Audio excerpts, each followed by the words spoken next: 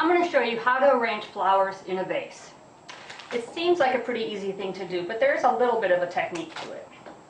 So I'm just going to use my scissors and cut the wrapping off of the flower. And these flowers just came from the grocery store. You know, they're just kind of like a mixed bouquet. So you get a variety of different flowers in here.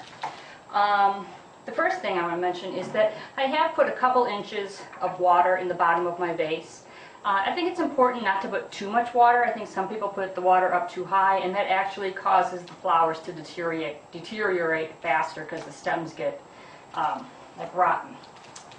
The next thing is they usually supply some kind of plant food in with your flowers when you buy them. It's a good idea to go ahead and use a little of that. You typically don't need the entire packet for a single vase. So for this one, I'm going to use maybe about a quarter of this packet, if even that much. Let's see. Just put it in there. I've got the rest. I'm going to fold this over, and I want to save this because I'm going to use it again when I change the water. So then I can just take one of the flowers and use that to mix it up. All right, so the water's ready. It's got the food mixed in. The next thing I need to do is make sure that I trim the flowers. You never want to just put flowers directly in a vase and leave them there, in the condition they came from the store. Because flowers cut flowers get their nutrition, get their water from the stem, from the bottom of the stem, you want to make sure that you cut the stems as you put them in a vase. This allows them to get more nutrients out of the water, gather more water. I mean, I don't know when the stem was cut, whenever it came from the grower, so it's probably not as efficient as it was when it was first cut. The other thing is make sure you cut the stems at an angle. I don't know if you can see this on the video, but there's a really good, like a 45-degree angle cut at the edge of the bottom of the stem. This maximizes the surface space on the stem that is able to soak up the water and the nutrients. So let's take a look and see. I think this is going to be a little bit higher than I want it to be in my vase, so I'm going to cut it again. And it's important to do this just to kind of gauge the height of your arrangement. That looks a little better to me. So then you just go through and cut each stem. The things like the baby's breath and the ferns, the green parts of the bouquet, I'm going to save to the last because those are for filling in and using kind of as accents. You really want the focus to be on the flowers. So I'm going to cut this one about the same height. And then just go around, and when you're first putting them in, they're going to kind of flap around like this. And, once you get several in there, you'll be able to really work on arranging them how you want them to appear in the vase. Another thing to consider when you are arranging flowers is where are they going to be displayed. If the flowers are going to be displayed in the center of a table, such as this one, where they will be viewable from all sides, you want to arrange the centerpiece, arrange the flowers so that you have a nice arrangement and they look nice from all sides. If, on the other hand, I were going to put these on a table against the wall, that part that faces the wall isn't going to be viewable to people, so I don't really need to worry about making that part look nice, and I can have the flowers more facing one direction. And that's what I'm going to be doing with these. So I'm going to focus mostly on the front of the bouquet, of the vase, and getting a nice arrangement there. Okay. So as I'm cutting these, what I'm thinking is I want the tallest flowers to be in the middle, and I'm going to use shorter ones in the front, so it kind of has almost a cascading effect.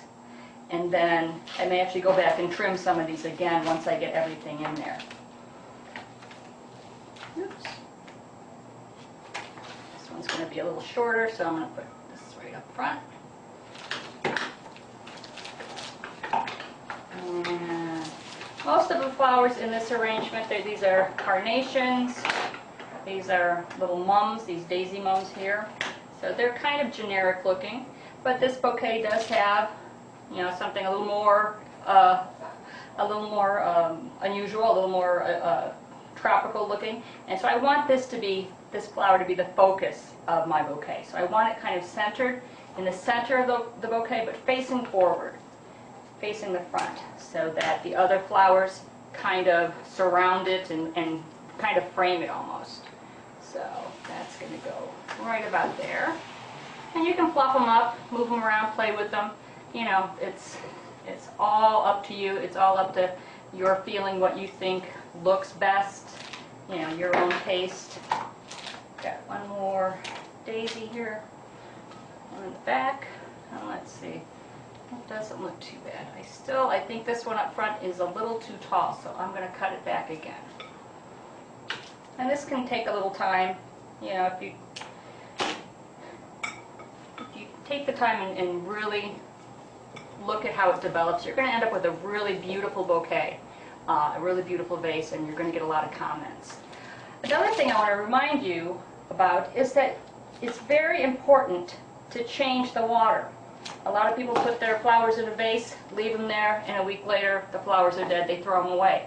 If you change the water, if not every day, every other day should be enough, your flowers will probably last twice as long. So you could get a good 2 weeks out of a bouquet like this.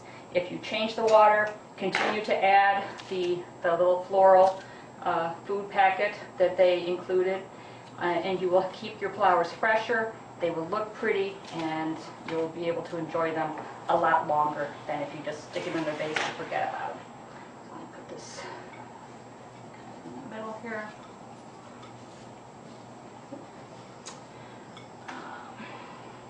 This one, again, here's the little greenery. This is just going to be kind of like as a little filler. I'll put it right here. And this flower is pretty droopy. I don't know if he's going to make it. So, but I'm going to go ahead and use him, but I'm going to put him in the back, right here. So he's kind of filling in some space, but he's not the center of attention. In fact, you know, people might not ever see him.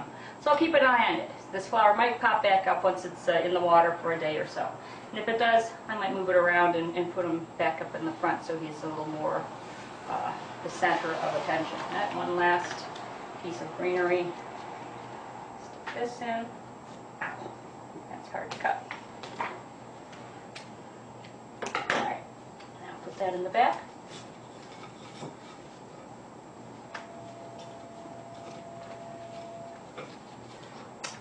And there's my bouquet. So it's very easy to do. Just think about it. Just make sure you have things at different levels to attract attention and kind of add fullness to your bouquet. Another thing is to make sure that the vase you're using is the right size. If the vase is too small, your flowers are going to look really scrunched up and cramped. If it's too big, they're going to look lost. They're going to be flopping over and just looking really bad. It's also another thing, it's a good idea, to remove the leaves at the bottom of your stems or any leaves that look like they're dead. Just go ahead and peel them off. It doesn't hurt the plant at all. In fact, it helps them. It helps the flowers last longer. So, there's my bouquet.